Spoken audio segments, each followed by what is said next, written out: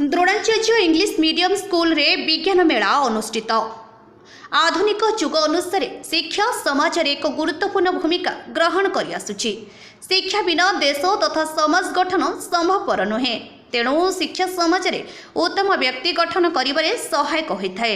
एहाकु दृष्टि नहीं स्थाने स्थाने सरकारी और बेसरकारी अनुष्ठान पक्षरु छोट बड़ इंग्राजी और ओडिया विद्यालय गुड़िक गढ़ी उठुथिबा देखिबाकु मिलुछि। सेथिमध्यरु जयपाटना बेसरकारी द्रोणाचार्य इंग्राजी विद्यालय अन्यतम।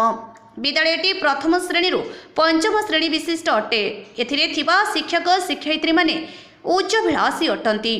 प्रशिक्षण देवारे एमानक अनेक आशा विश्वास भरी रहिछि। तेणु विद्यालय रे थिबा कुनि कुनि छात्र छात्री को नहीं एक विज्ञान मेला अनुष्ठित हो जाइछि। मेलारे छात्र छात्री मानक पई अनेक स्टॉल करा जाई विज्ञान संबंधी अनेक गुरुत्वपूर्ण तथ्य परीक्षा माध्यम प्रदान करने को प्रशिक्षण करा जाइथिला।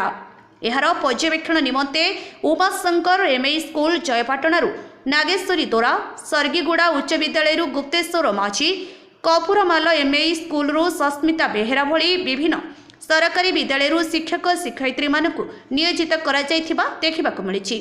पर्यवेक्षक मानक सम्मुखरे छात्र छात्री माने विज्ञान संबंधी समस्त तथ्य उपस्थापन करी शिक्षक शिक्षयित्री पितामाता तथा विद्यालय टेक रखिछंती ओ एमाने भविष्यतर एक उज्जवल तारका भावे परिचित हेबे बोली आशा प्रकट करा जाइछि।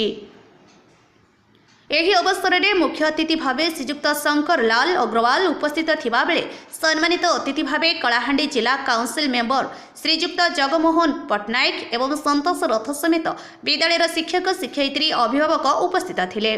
द्रोणाचार्य इंग्राजी विद्यालय रे थिबा शिक्षक शिक्षयित्री मानक एभली पदक्षेप प्रशंसनीय अटे बोली साधारण रे प्रकाश पाइछि। जयपाटनारू दिव्य नागंक रिपोर्ट, गुगली न्यूज।